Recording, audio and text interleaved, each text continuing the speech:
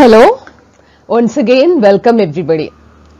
So we are in our fifth module, and as I have told you earlier, fifth module is about the dynamics of rotational motion.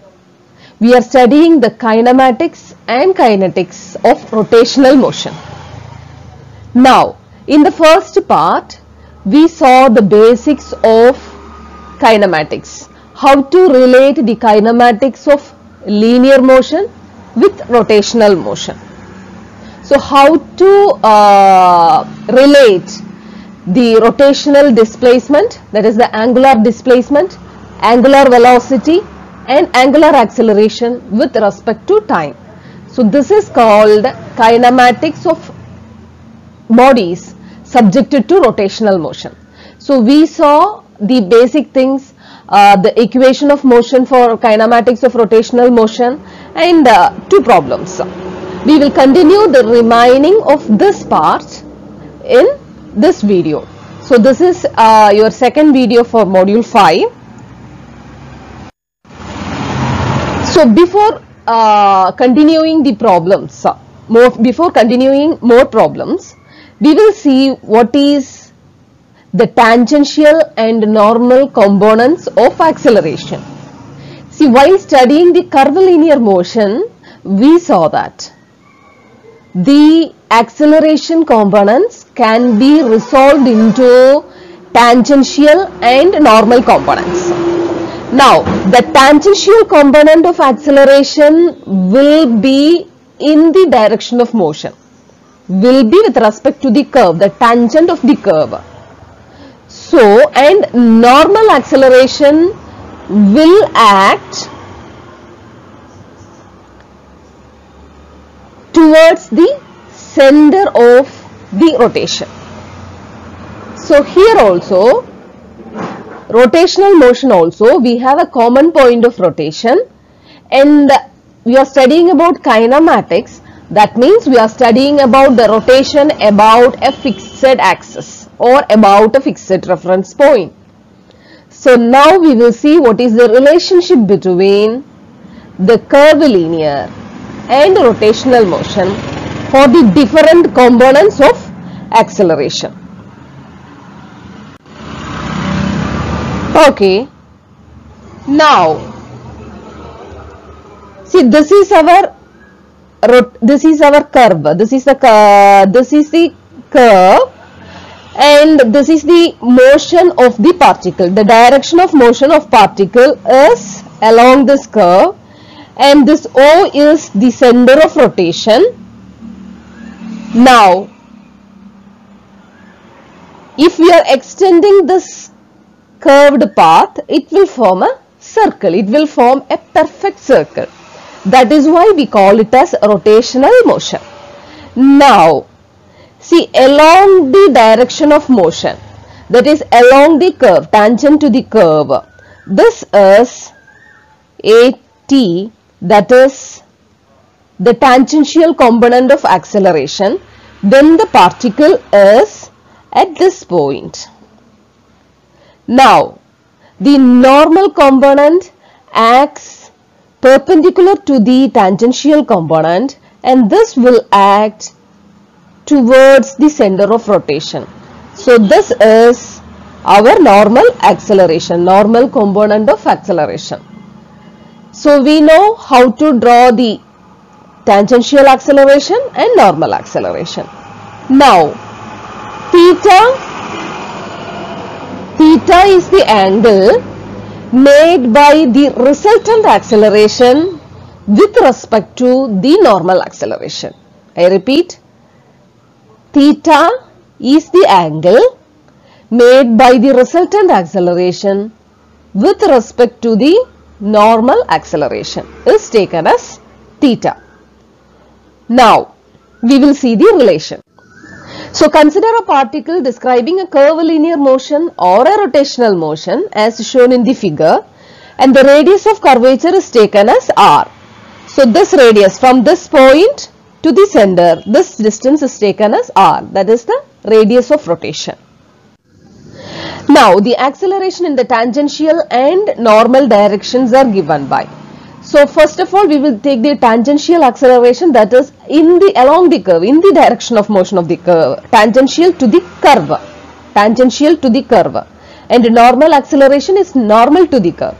So the component of acceleration tangential to the curve is, we know it is dv by dt for curvilinear motion.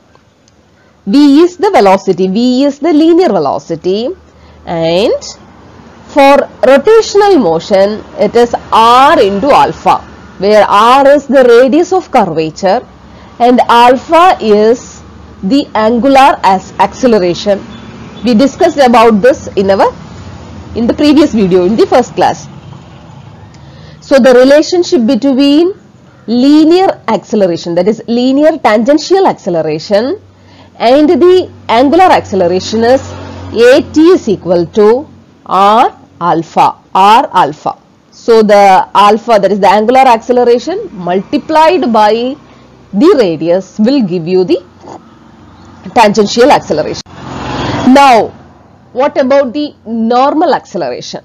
So the relationship between normal acceleration and rotation is, for curvilinear motion, normal acceleration is v square by r, where v square is the linear velocity, and for rotational motion, normal acceleration is equal to r into omega square, where omega is the angular velocity.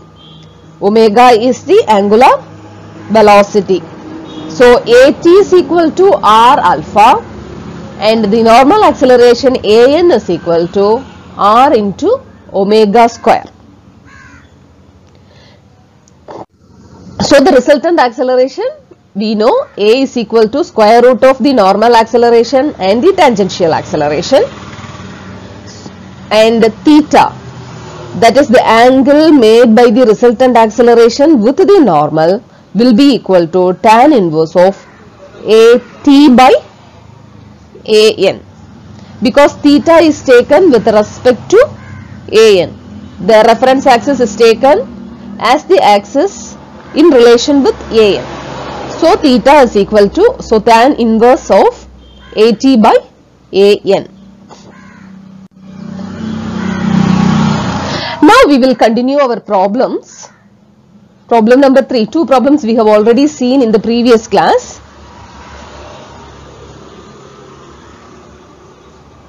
So third problem, when an angular velocity of a 1.8 meter diameter pulley is 3 radians per second, the total acceleration of a point on its rim is 9 meter per second square.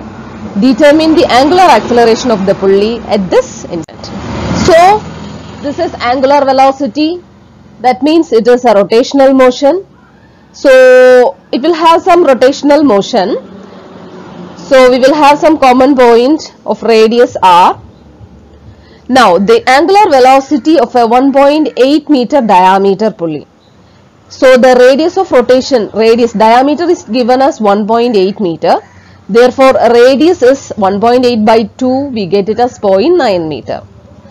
And the velocity, angular velocity is given as 3 radians per second.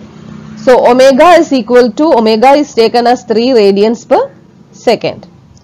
Now the total acceleration of the point on its rim, rim means about its center of rotation. So the acceleration is given as, angular acceleration is given as 9 meter per second square. Now, so we know the relation between normal acceleration an is equal to r into omega square. So r is 0.9, omega is 3. So an is equal to 5.4 meter per second square. Now we know a and an. We know the resultant acceleration and the normal acceleration component. So from the relation a square is equal to square root of at square plus an square, we get So substitute the values for A and AN. We get AT is equal to 7.2 meter per second square. Now we know the tangential component AT is equal to R into alpha. So by substituting the value of alpha, see, alpha is the tangential acceleration, that is the acceleration tangential to the curve. So alpha is equal to, alpha is equal to,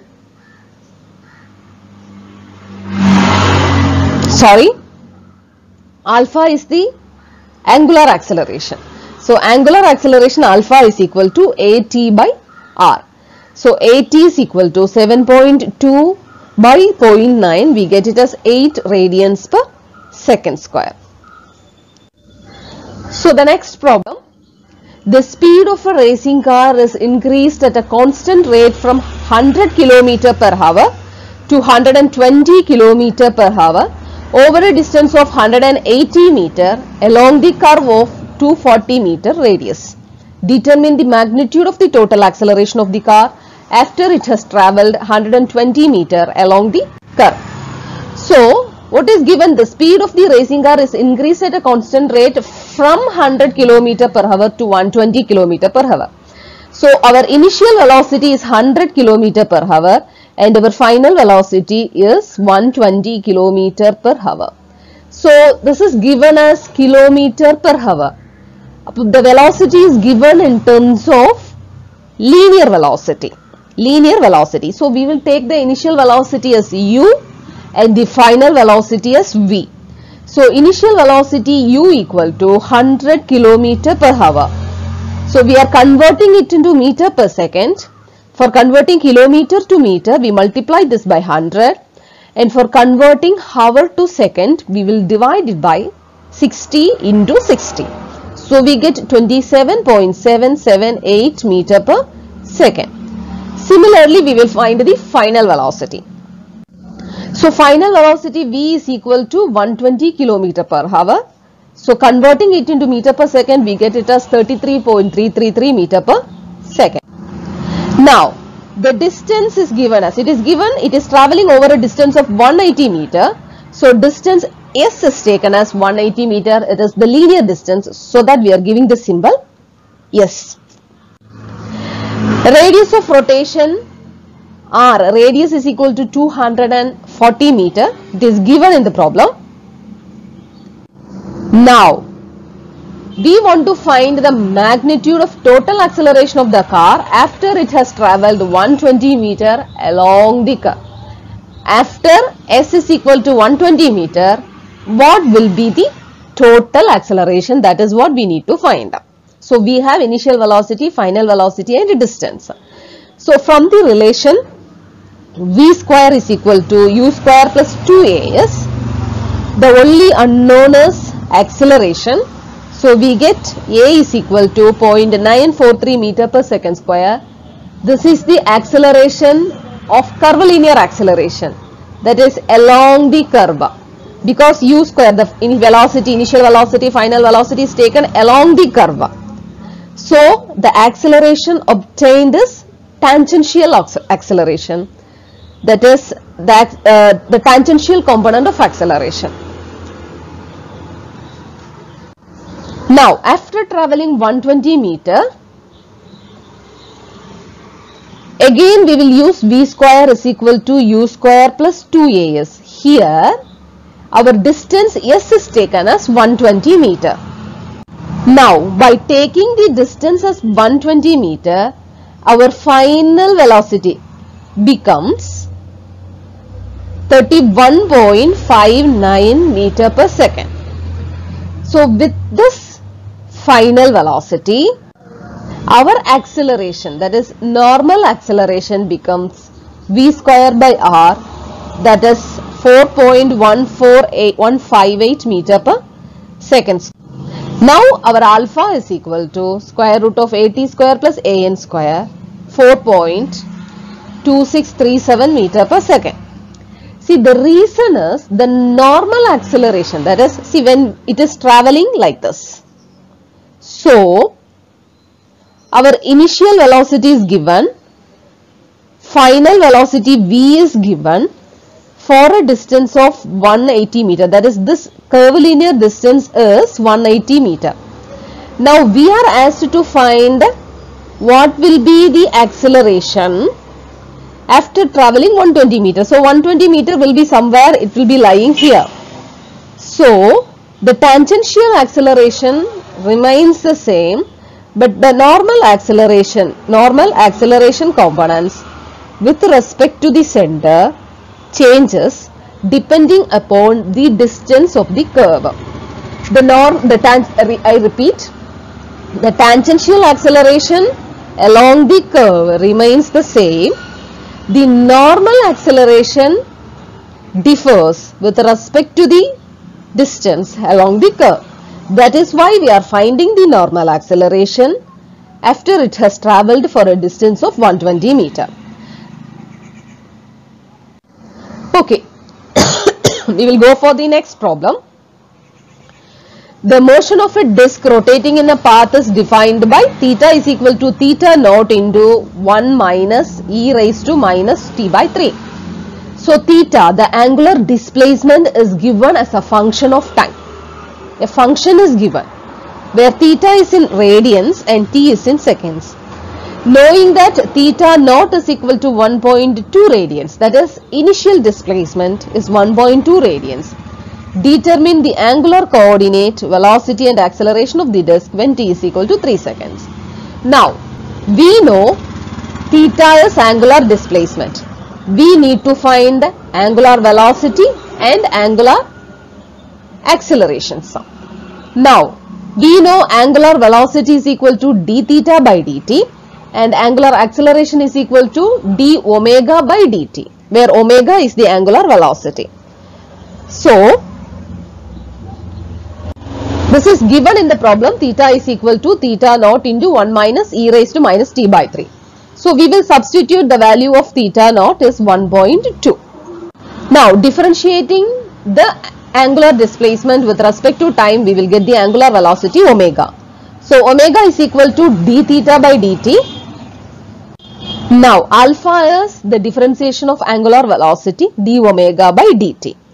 Now, substituting the value at t is equal to 3 seconds. So, at t is equal to 3 seconds, find the values of theta, omega and alpha. That is, find the values of angular displacement, angular velocity and angular acceleration. So, we get the angular displacement as 0.7585 radians, angular velocity as 0.1474 radian per second, and the angular acceleration is minus 0.04905 radians per second square. That means it is deceleration. Now we will go for the next problem. There is a small grinding wheel is attached to the shaft of an electric motor which has rated speed of 3600 rotations per minute. Rated speed is 3600 rotations per minute. Revolutions per minute. When the power is turned on, the unit reaches its rated speed in 5 seconds. That is, see, you are switching on the motor. So, it starts from 0, the velocity starts from 0.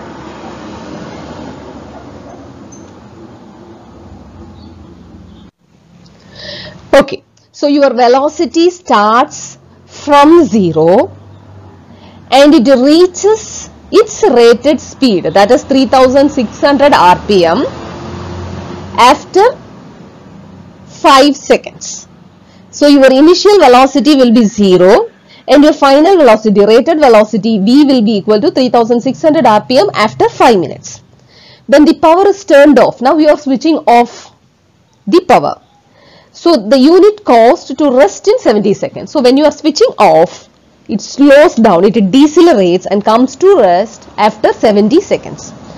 Assuming uniform accelerated motion, determine the number of revolutions that motor executes in reaching its rated speed in causing to rest. That means, we will take this problem, we will solve this problem by resolving it into two phases, phase 1 and phase 2. Phase 1, you are switching on, it reaches the maximum speed, that is, it reaches the rated speed. Phase 2, you are switching off, it will come to rest. So what will be the total number of revolutions in this from switching on to it comes to rest? That is your problem. So phase 1 is the power is turned on from rest to the unit reaching its rated speed, or the rotor reaching its rated speed. Phase 2, power is turned off. So from the rated speed to rest. So now first phase, we will consider the first phase, that is power is turned on. So your velocity starts from 0, reaches its rated speed. So your initial angular, velocity is given as in rotations per minute. So this is angular velocity. So omega naught, that is initial velocity, is 0. And after time is equal to 5 seconds, it reaches its final velocity, omega is equal to 3600 revolutions per minute. So you are converting it into radians per second. In order to convert it into radians, we multiply it by 2 pi. In order to convert it into seconds, minutes to seconds, we divide it by 60. So we get 376.99 radians per second. Now we know V is equal to U plus AT. For angular motion, we get omega is equal to omega naught plus alpha t. So omega is known, omega naught is known, t is known. So for reaching the velocity from 0 to the rated velocity, your acceleration is equal to 75.398 radians per second square.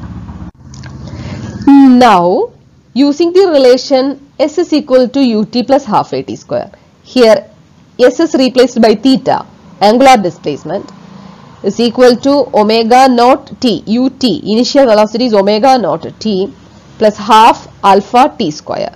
So substituting, you get theta is equal to, that is displacement is equal to 150 revolutions. We get it as 942.477 radians. Converting it into revolutions, we get it as 150 revolutions. So radians to revolution, we divide it by 2 pi. So we get 150 revolutions. So for the first phase, that is from 0 velocity to reaching its rated velocity, the number of revolutions the unit or the rotor has undergone is 150 revolutions. Now we will go for phase 2. Okay, so these are the results we obtained from phase 1. Now phase 2, the power is turned off. So when the power is turned off, it comes from final velocity to rest. Now our final velocity, that is omega in the phase 1, becomes omega naught in phase 2. Final velocity, final angular velocity in phase 1 becomes the initial velocity in phase 2. So omega naught is 376.99 radian per second, and this comes to rest after 70 seconds. So t is equal to 70 seconds. So after coming to rest, the velocity becomes 0. So final velocity omega is equal to 0. So from the relation omega is equal to omega naught plus alpha t, we get alpha is equal to minus 5.3855 radian per second square, because it is slowing down, deceleration. And by using the relation theta is equal to omega naught t plus half alpha t square, we get the value of theta is equal to 13,144.685 radians. That is equal to 2100 revolutions. So in the initial phase, from 0 to reaching its rated speed, the number of revolution is 150. From the rated speed to coming to rest, the number of revolution is 2100. revolution. See, always normally you can see see, you will be switching off in your home, you will switch on your fan. When we switch on, it takes its speed quickly, but when you switch off, it comes to rest slowly. So the number of revolution will be more than after you are switching off your fan. That is the same concept is here. So switching off, when it comes to rest, it takes more number of revolution. That is why it takes 2100 revolutions, many times than in phase 1. So total number of revolutions is equal to 150 plus 2100, 2250 revolutions. Next problem. A car starts from rest on a curved road of 250 meter radius and accelerates at a constant tangential acceleration of 0.6 meter per second square. Determine the distance and as time for which that the car will travel before the magnitude of total acceleration attained by it becomes 0.75 meter per second square. So the radius is given as 250 meter. AT, that is the tangential acceleration, is given as 0.6 meter per second square. We have, and A is given as 0.75. The resultant acceleration is given as 0.75 meter per second square. So from this, using the relation A square is equal to, or A is equal to square root of AN square plus AT square, substituting the values of resultant acceleration and tangential acceleration, we get the value for normal acceleration as 0.45 meter per second square. Now we know that normal acceleration AN is equal to V square by R. So velocity V is equal to 10.6066 meter per second. Now using the relation V is equal to U plus AT, here A becomes, see, when we are using this relation V is equal to U plus AT, this relation is along the curve. So always the acceleration used in this equation is tangential acceleration. So we already know what is the value for AT. Our initial velocity is taken as 0 because a car starts from rest.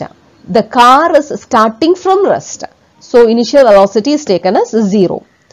We get T is equal to 17.6767.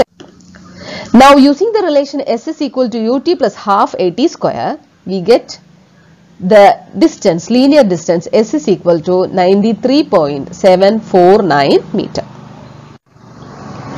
Now last problem of this first session of this module. The driver of an automobile decreases the speed at a constant rate from 72 to 48 km per hour over a distance of 230 meter along the curve of a 460 meter radius.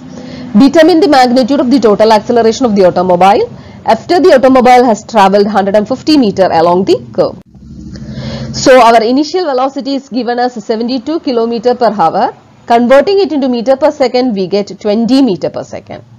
And our final velocity is given as 48 km per hour. We convert it, we get 13.33 meter per second. And the distance is 230 meter. Now using the relation V square is equal to U square plus 2AS. And this A is nothing but the tangential acceleration along the curved path. So tangential to the curved path, we get AT is equal to minus 0.483 meter per second square deceleration. That's why it is minus. Now after traveling to 150 meter, our final velocity becomes, using the relation U square is equal to V square is equal to U square plus 2AS. U is given as 20 meter per second. We get S is equal to 150 meter. Substituting, S is equal to 150 meter, and AT we have already found it as 0.483 meter per second square. Substitute, we get V is equal to 15.97 meter per second. Now normal acceleration AN is equal to V square by R, it is 0.55449 meter per second. So our total acceleration A is equal to square root of an square plus at square, that is equal to 0.73535 meter per second square. So that's all for today. Thank you. Hope you all understood. So with this, our first part of module 5 is over, that is kinematics of rotational motion. So what is the equation of motion for kinematics of rotational motion? That is when it is rotating about a constant axis, a fixed axis. That is kinematics of rotational motion. So we have used the equations of motion for solving the problems of kinematics. So next class we will be seeing kinetics of rotational motion. Thank you.